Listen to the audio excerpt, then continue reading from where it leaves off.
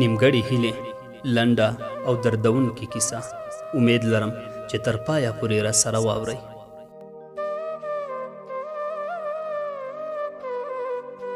په یوه ناپېژانده ماحول او چاپېریال کې مو یوازې د سلام او علیکم تر بریده سره وپېژندل. هغې په یوه لوړ دولتي پوسټ کار کاوه، خو زه د یوې غیر دولتي ادارې مامور وم. هسې خو دواړه مامورین وو، خو فرق مو په دې کې و چې د هغې موقف، رتبه، زده کړې، عمر او هر څه تر ما لوړ وو. په دوهم ځل مې بیا په یوه ځای کې ولیده. تر څو خبرو اترو وروسته یې خپله د ټلیفون شمیره راکړه. راته یې وویل که اړتیا پېښېده او پوهېدې چې زه در سره مرسته کولی شم نو په ډاډمن زړه راته ټلیفون وکړه. څه وخت وروسته مې رښتیا هم په همغه اداره کې چې دی پکې کار کاوه کار پیدا شو، او کار مې هم تر ډېره بریده په همدې پورې اړوند و. ټلیفون کول مې ورته مناسب ونه بلل، په داسې حال کې چې له یو ډول ناروغۍ سره هم لاس او ګریوان وم. ډېر ګرځېدل هم راته ښه نه وه. خیر د ټلیفون کولو پر ځای مې ورتلل مناسب وبلل. همداسې سوکا ور روان شوم. هغه زما له ناروغۍ خبره وه. کله چې دفتر ته ورسېدم تر اجازې غوښتلو وروسته یې کاري خونې ته ننوتم. همدا چې ویلیدم له خپل ځایه راپورته شوه. ویې ویل آیا دومره اړین کار و چې په داسې حال کې خپله راغلې؟ تا ته خو ما د ټلیفون شمیره درکړې وه، ولې د زنګ راته ونه واهه؟ ما ورته وویل خیر دا مې مناسبه ونه بلله چې د یوې وړې خبرې لپاره هم تا ته ټلیفون وکړم.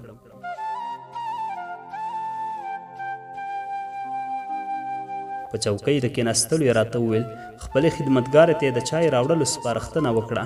بیا یې ما ته وویل ښه نو وایه څه کار دې و؟ هغه اړین کار چې ورلپاره تللی وم ورته مې ووایه. هغې هم د اجاره کېدو ژمنه وکړه، خو له ما یې هم ژمنه واخیسته چې بیا د دومره کوچنۍ خبرې لپاره ځان په عذاب نه کړم، بلکې زنګ به ورته وهم. د هغې له نیکو اخلاقو او واقعي خدمت نه ډېر متاثره شوم. هغه د ځینو خلکو خبره په زړه مې راننوتله. تر دې وروسته به مې کله کله زنګ ورته واهه، پوښتنه به مې کوله. اوس مو اشنایي ډېره زیاته شوه. یوه ورځ مې زنګ ورته ووهه چې څه کار ورسره لرم. راته یې وویل اوس خو رسمیت ختم دي، سهار په 8 بجې دفتر ته ځم او راشه چې له نږدې وګورو. نه پوهېږم چې هغې ولې غوښتل ما له نږدې وګوري، سره له دې چې کار تر پخواني هغه ډېر کوچنی و. سبا یې دفتر ته ورغلم، دا لا نه ورغلې، بل خوا په ما هم د دفتر د تللو ناوخته کېده. زنګ مې ورته ووهه، ځواب یې هم رانه کړ.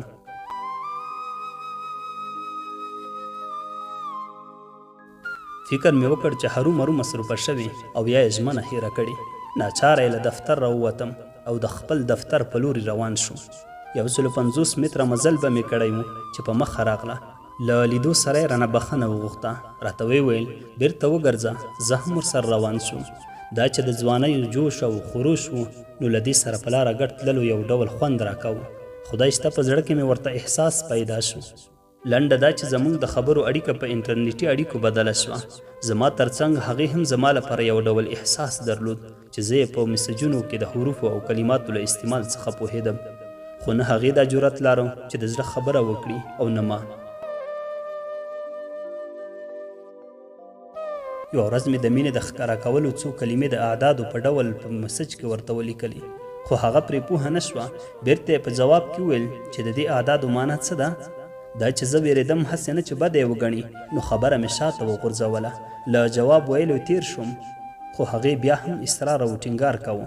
بالاخره مې له ځان سره پرېکړه وکړه چې معنا یې ورته وایم، تر څو به دا د زړه خبره په زړه کې پاتې وي.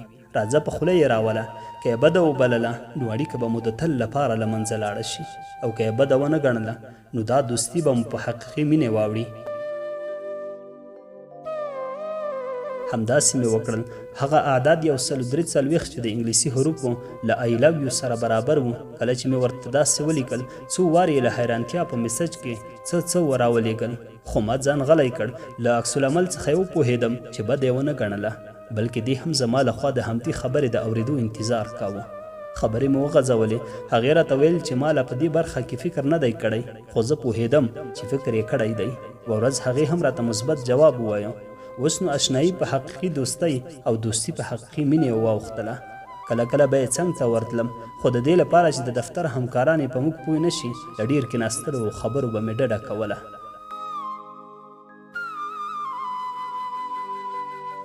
یوه ورځ مې ورته وویل ملغلرې ته ولې زموږ کور ته نه راځې؟ یوه ورځ راشه چې له خپلې کورنۍ سره دې معرفي کړم. هغې هم منفي ځواب را نه کړ، خو ویې نه ویل چې کله راځي. څو ځلې مې بیا ورته وویل. آخر یوه ورځ راغلله، زما کورنۍ یې ولیده، موږ هم خوشحاله شولو او دا هم خوشحاله وه. په همدې ورځو کې مې یوه ورځ بیا راوغوښته، خو دا ښه وه چې زموږ مینه دوه طرفه وه، نه به هغې او نه به ما د هغې خبره په ځمکه غورځوله. یو ورځ په کور کې یوازې وم، زړه مې هم ډېر تنګ و. مرغلرې ته مې هم ټلیفون وکړ، ورته ومې ویل چې کور کې هیڅوک نشته، راشه چې فکر مو بدل شي. په سر کې زړه نازړه وه، خو دا چې زه و زما مینه ډېر پرې ګران و، ویې منله. خو نن نه، بلکې سبا یې د راتللو ژمنه وکړه. دا چې یوازې وم، نور کارونه مې په شا پرېښودل، بلا مې ورپسې کړه. د هغې راتللو ته مې آمادګي پیل کړه. کارونه دومره نه وو، خو زه یو ډول ذهني ورخطا برېښېدم. هره خوا به مې چې نظر اړاوه، یو څه به راته ناسم ښکاره شول. هغه به مې پر ځای کړل، بیا به مې بل څه ته پام شو. بس ګرد تاوېدم. بالاخره سبا شو، ټلیفون مې ورته وکړ. له ژمنې څخه له لږ ځنډ وروسته مې بیا ورته زنګ وواهه چې ټلیفون یې پورته کړ. ساه نیولې وه. پوه شوم چې را روانه ده. ویل ډېر ناراحته یې، دا دې در روانه یم. ټلیفون مې پر خپل ځای کېښود، خو رایاد شو چې دا پوښتنه خو مې ورنه ونه کړه چې کوم ځای کې ده. خیر، هر چیرې چې وي را به شي. اوهو هلکه، ته خو هم په ځان لږ وتې ووهه. که څه هم پاک کالي مې له سهاره اغوستي وو. هندارې ته ودرېدم. په وچو ویښتانو کې مې ږمنځ تېره کړه. ویښتان مې شک شک ودرېدل. خوند یې را نه کړ. دهلیز ته ووتم. د اوبو بدنه ایښې وه. دواړه لاسونه مې پرې لامده کړل. ګوتې مې په ویښتانو کې تېرې کړې. پرله پسې مې د ویښتانو د غوړولو تیل را واخیستل. دې ته مې هم د چپ لاس ورغوي کې کنده جوړه کړه. کله چې مې بوتل د میز پر سر کېښودو، بې تولې شو او لاندې ځمکې ته یې ور ودانګل. دا چې سرپوښ یې ما ټینګ کړی نه و، نو په هوا کې هم هغه ورڅخه والوت. تیل ټول زما په کمیس راتوی شول. اوه خدایه، دا مې څه وکړل؟ اوس خو به مرغلره را ورسېږي او زه نورې اتوکړې جامې هم نه لرم. دا به نو څنګه شي؟ ناچاره مې هغه جامې چې سهار مې ویستې وې بېرته واغوستې. هغه هم ډېرې خیرنې نه وې. سر مې شانه کړ، خو له کالیو مې راضي نه وم.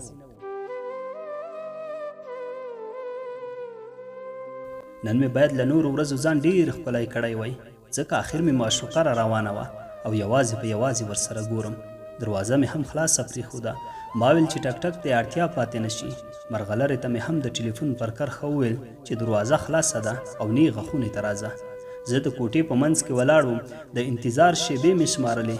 د ټلیفون لوی سکرین ته مې کتل. د څه شي په لیدو بوخت وم چې د کور دروازه را خلاصه شوه. کور حویلۍ نه لرله. د یوې کوچنۍ خونې په اندازه دهلیز و. هغه د کور څښتن د کرایې لپاره جوړ کړی و. اصلا د هستوګنې وړ هم نه و، خو موږ مجبوریت لرو چې پکې اوسېدو.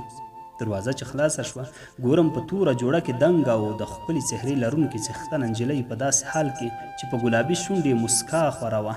دهلیز ته په راختلو زینو راپورته شوه. لا هم د کوټې په منځ کې ولاړ وم. ما هم د مسکا په ډول شونډې سره بیرته کړې، خو د هغې روب داب دومره راباندې زور و چې د ګوتو څوکې مې په ډېر زور سره ورکړې او ښه راغلاست مې ورته وویل. دا کېناستله او زه لا ولاړ وم.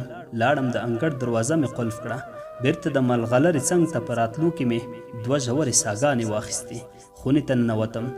دا لکه د ګلانو په منځ کې چې یو تر ټولو لوړه او ښکلې وي. په نازکو کرشمو کې تر ستوني ډوبه ناسته وه. زه هم تر خوا په ایښې بالښت تکیه شوم. د حال احوال پوښتنه مې ترې وکړه. لا هم د غرور په اسب ناسته وه. په داسې حال کې د صحت ډاډ راکړ چې مخ یې د ټلویزیون په لوري و. خاص شیبه دواړه غلي وو. زه د دې په هکله فکرونه واخیستم. له ځان سره مې وویل چې دا خو اوس هم د ټلیفون له لارې یو ډول او مخامخ بل ډول ده. بیا مې ویل د دې لپاره به داسې کوي چې ما تر خپل تاثیر لاندې راولي. کله به مې ویل نه، دا به شرمیږي. په همدې سوچونو کې وم چې د ټیټې خندا آواز مې تر غوږو شو، خو بیا یې هم نه راکتل. ما هم د سترګو غشي هغه لور ته مخامخ کړل چې دې هدف ګرځولی و. دا ځل یې نو خندا ته په تشویش کې شوم چې ښه دې به ولې خندلې وي او دا ولې له ما سره خبرې نه کوي. همدې کشمکش کې هم لاس مې د بالښت په اوږو اړولی و چې له ګوتو ونیول شوم. دومره لوی ټکان مې وخوړ لکه برق چې نیولی اوسم. زړه مې درزا پیل کړه. له دې سره د مرغلرې له خولې یوه زوروره خندا راووته، لکه لمده لخته په ملا قاتیده را قاتیده او خندل یې. زه هم خپلې بې ځایه ویرې ته خندا واخیستم. ډېره شیبه مو وخندل، خو زما خندا تر ډیره بریده له ملغلرې سره د ځان نه عادي کولو لپاره وه. په خندا کې مې ورته وویل ډوډۍ به وخورو، بیا به خبرې کوو. موږ یو هم وږي نه وو، خو هسې عادت مو وکړ. مرغلرې خو بیخي بازاري خوراک وکړ، هسې د ګوتو څوکې به یې کاسې ته ورښکته کړې.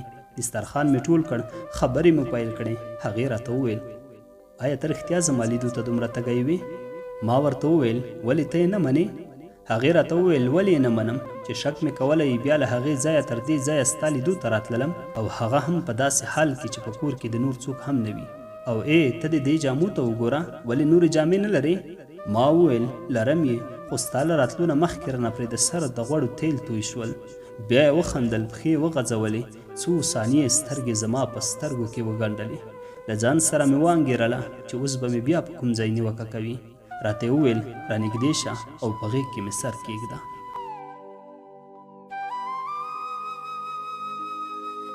له سترګو مې نظر والوت، یخ ونیوم. هېڅ مې د هغې له خولې د داسې خبرې تمه نه لرله، خو ما یې چې هوس او غوښتنه لرله جرأت مې نه شو کولی. فکر ته مې وخت ور نه کړ، بس سر مې ورته په غېږ کې کېښودو. له سر کېښودو سره یې ژوره او داسې بنده ساه واخیسته لکه د ژمي په میاشت کې چې په چا د یخ اوبه واچوي. زما لپاره هم همداسې و. په قراره یې پښې راټولې کړې او په غېږ کې دومره کلک ونیوم چې خوله او پزه مې دواړه بند شول. تنفس مې هم ډېر په سختۍ اخیستو، خو د پرېښودلو غوښتنه مې نه کوله، ځکه دا شېبې مې ډېرې محدودې وې او حتی ثانیې مې بللې. څو شېبې وروسته یې سست کړم، په مخ مې یې لاس راته کېښود. ویې ویل صادقه پوهېږې چې ولې مې دومره خوښ یې؟ خپل ښی لاس مې د ملغلرې د اوږدو زلفو لاندې له غاړې تاو کړ. ورته ومې ویل نه. راته ویې ویل دا ځکه چې ته د خپل نامه په شان ډېر صادق او رښتونه یې. کله چې په موبایل در سره خبرې کوم د خپل ځان په هکله ستا احساس له لرې محسوسوم. ډېر وخت زه له خپل حده اوړم، خو ته بیا هم سکوت اختیاروې. او یوازینۍ خبره چې زما د زشتوالي په جواب کې یې راته کوې همدا ده چې له تا سره ډېره مینه لرم. صادقه زه ستا مینې او محبت ته سلام کوم، او دا چې نن مې له هر رواج، دود او دستور له احاطې څخه پښه اړولې او د هر جبر زنجیرونه مې مات کړي، دا ټول ستا د رښتونې محبت نتیجه ده. او دا چې نن مې په خپله غېږه کې ستا سر ایښی، دا هم ستا د بې اندازې مینې محصول دی.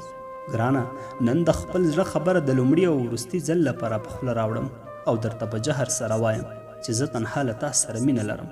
ته زما لومړی او وروستی مینه یې. مرغلرې زما ویښتانو ته مساج ورکاوه، په ټیټ اواز یې راته خبرې کولې. هغې په داسې حال کې چې د زړه درزا یې ما ډېره په اسانۍ سره حس کوله خپلې نازکې شونډې زما پر مخ راښکته کړې، تر څو مې ښکل کړي. په اوښکې یې له شونډو مخکې شوې، له سترګو یې بېلې او زما پر مخ یې خوله ولګوله. د مرغلرو د دانو په شان اوښکې یې هم زما پر مخ راتویې شوې. سلګو واخیسته، ټوله لړزېده. زه یې هم خواشینې کړم، نه پوهېږم ولې داسې کوي. سر مې یې له غېږې پورته کړ، هغې بېرته زما په مخ لاس کېښود او زړه پورې یې ونیولم. مرغلرې خوله زما په خوله کېښوده او په بند ستوني، جال جال سترګو او په خف اواز یې دا خبره وکړه: صادقه کاش زه واده شوې نه وای.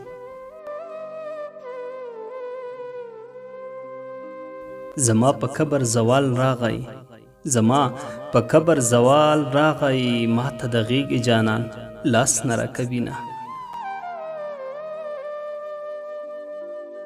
د یا قربان سوی آواز دی، د یا قربان سوی آواز دی، په نیمه شپه د بېلتانه ټپې کومه.